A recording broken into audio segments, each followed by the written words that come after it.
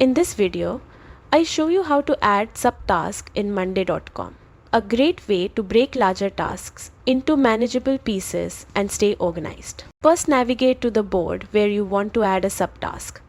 Boards are your central hub for projects in monday.com. Next, locate the main task or item you want to break down. Hover over it and click the three dots on the left, also known as the More Actions button. From the drop-down menu, select Add Subitem. This will create a new mini task beneath your main task.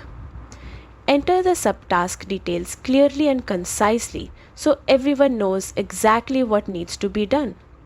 Need more subtasks? Just repeat the steps. There is no limit, allowing you to fully break down complex projects into actionable steps. Adding subtasks helps you track details without cluttering your main task view, making it easier to delegate work while keeping everything tied to your main goal. To understand this, I asked, and that's it. By following these steps, you can now organize your tasks better and boost productivity in monday.com. Thanks for watching and stay tuned for more workflow optimization tips.